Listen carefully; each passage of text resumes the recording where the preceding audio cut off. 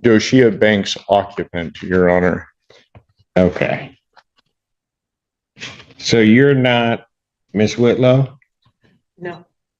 So what is your position in this case as you see it? If I may, Your Honor. Okay, good. Go ahead. Ms. Banks claims to be an occupant of the property. She filed a bankruptcy case listing the property as hers. The bankruptcy stay was includes. It is further ordered that the bankruptcy court finding this filing of this petition was part of a scheme to delay, hinder, and defraud VMC REO LLC. Additionally, Your Honor, the bankruptcy court ordered, let me see, notwithstanding Rule 4001A3, a bankruptcy rule, Right. creditor VMC REO LLC may execute on its order immediately.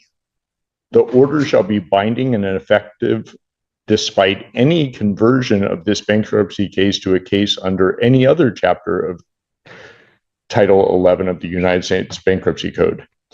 Further, that the recording with the appropriate governmental entity of this order shall constitute a bar to refiling any case under any chapter of Title 11 of the United States Code as to the property located at 5779 Pinecrest Estates Drive, Ann Arbor, Michigan, relinquishes their rights to the property. This order came out June 24th of this year. I have a copy for you. All right. Thank you. I will note, Your Honor, that Ms. Banks has filed an appeal of that order in the federal Eastern District of Michigan. That appeal is pending, but the status quo as of right now is that there is no stay, and that order lifting stay holds until such time as the appellate court does something. Additionally, Your Honor.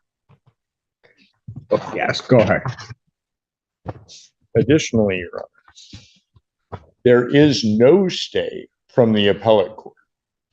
They have not issued a stay, and in fact, it would be appropriate that there would be a bond placed or an escrow order of some sort, because BMC has been the owner of this property for the past year and does not have access to it. Additionally, Your Honor, there's more. Go ahead. There's a lot going on. Yeah. Additionally, Your Honor, Ms. Whitlow, who, as far as I know, actually exists, but I don't have any evidence to that effect, has not appeared in any hearings in this court, did not appear for her deposition that she was noticed for in the federal case, and in a federal case, the federal court issued a show cause order to Ms. Whitlow that she had to present certain documents from this court, which she failed to do. Her deadline to do so was, I believe, July 3rd. Let me confirm that. Oh no, July 10th. And she did not supply any of those documents. I can present that show cause order if you would like.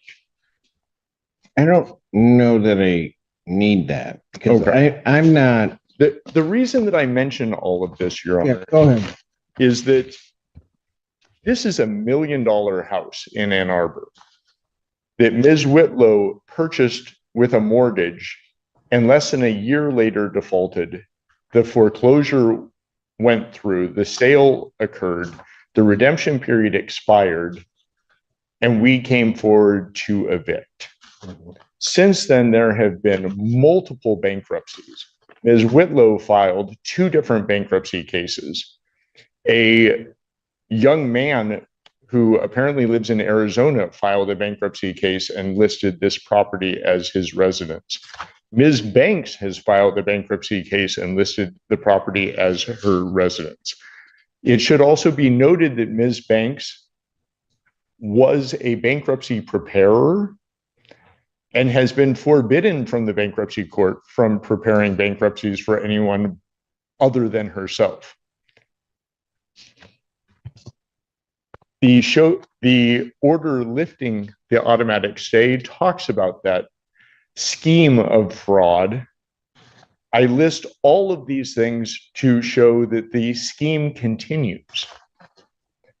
And that's why we would like to reopen this case, because there is no stay in place. We would like to move forward with an immediate eviction, at most an 11-day vacate. And if for some reason that would not be amenable to the court, we would ask for an escrow order or a bond. On $1 million property, I think it would be reasonable that $10,000 a month rent would be reasonable. Right. Thank you. Ma'am, Yes, Your Honor. what do you want to tell the court? Well, just for 60 seconds, and then I wrote something up because I am nervous, quite nervous. But I, Doshia Banks, is respectfully appear, specially and conditionally, for the sole purpose of protecting federally vested occupancy rights and opposing unlawful state action. I expressly do not consent to this court's jurisdiction and do not. Well, then Any rights. you are not a named party. So if you're not consenting to this court's jurisdiction, sit down. Oh, You can go because you're not a named party. I have a lease. You are not a named party on this. You may have a lease with someone else, and No, then I have you a can lease go with- challenge it. With who? With Whitlow. Miss Then Whitlow, who you is need to supposed- go against Miss Whitlow. Pardon me? Then you may need to go against Miss Whitlow. But if you're not consenting to the jurisdiction of this court, you might as well just sit down. You are not a named party. I do not have to hear from you. Oh, I see. So I need to, I don't know what you need to do, but well, let me respond. to what? You're not consenting to the jurisdiction of this court. Why am I hearing from you? I'm recanting You're recanting what? what I just stated. Which part? The part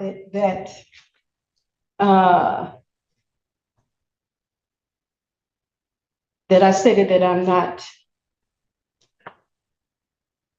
oh, I lost my spot, not consenting to this court's jurisdiction. So I'm going to recant that So you are consenting to this court's jurisdiction? at this moment. Well, no, it doesn't work that way. You don't get to say, well, now it's okay, and then not later say no. Okay. You know what? Here's the problem. You've not filed anything with this court. No. So I don't know why, on those grounds, why I'm hearing from you. Okay.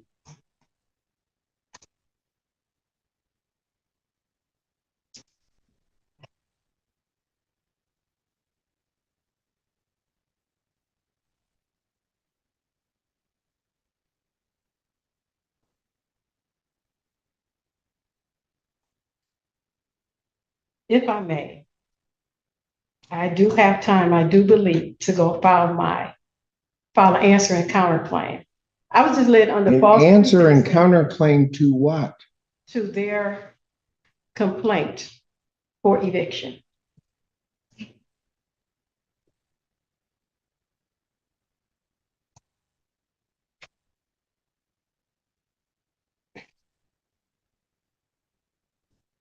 You have a lease with, allegedly, with Miss Whitlow. Correct. Then that is who you need to pursue it against, Okay. And or whatever the heck you're doing. well, Because you don't have, there is no privity of contract to the. Well, let me put it a little bit more simply. If I grant the relief of the plaintiff in this case Mhm. and grant an order of a judgment and an order of eviction in Okay. 10 days. Okay, Any claim of your interest in that property, you have to go after the Whitlows because that's the only person you have a contract with.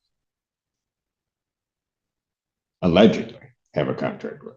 okay. No, there is an actual contract. I don't know that, ma'am. We've actually been. I don't know communicating that. Okay, I know you don't know that 'cause it's not before you. Correct. I see, I see. So basically, the notice of removal that the Whitlows did, They are not here.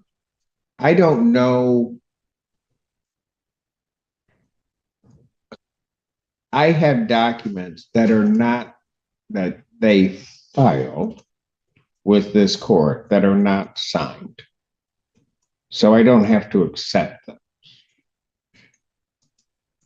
She has not appeared before this court, or they have not appeared before this court. And so as far as I'm concerned, any relief they're requesting, I can, and as of right, ought deny, and it should be denied also on the merits of whatever their motion is. But I can deny it because they're not here. okay.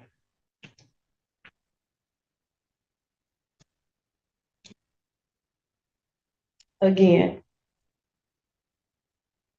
stating to me, I want to make sure I'm clear that my issue is with the Whitlows, not with VMC. Ma'am, I am not giving you legal advice. No, I You're don't- telling me that you have a contract. I do not know that you have a contract, Mm-hmm. but if you wish to enforce that contract, that's who you're going to have the issue with. You're not going to have the issue with the plaintiff in this case because they have right to own the property. Okay. All right, Your Honor, I will speak with the Whitlows that I have finally got an understanding of everything. And I will speak with plaintiff's attorney as well and continue to communicate with Remax, who has came by the house several times. All right. Based upon the representation of counsel, I'm going to grant their motion to reopen this case. I'm going to issue a judgment in the plaintiff's favor for possession with a writ to issue 10 days of my signing. Should the matter be appealed, also contained in that judgment and order, the appeal bond I would set at this time at a rental rate or a rate, and I have looked at the property which is involved in this matter, and it is a significant property. I don't think the $10,000 a month quite does it based upon my calculations.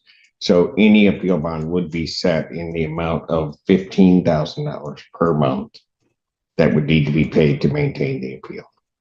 Thank you, Your Honor. All right. I will prepare that and present it to you this morning. Thank you. May I say something? Our lease payments was not that high at all. I'm not sure what her mortgage payments were. That was not our amount we paid. Then I'll tell you what. If the Whitlows wish to come and object to my order of $15,000 as an appropriate bond, they may do so. I do not believe that you have standing to object to the court's order.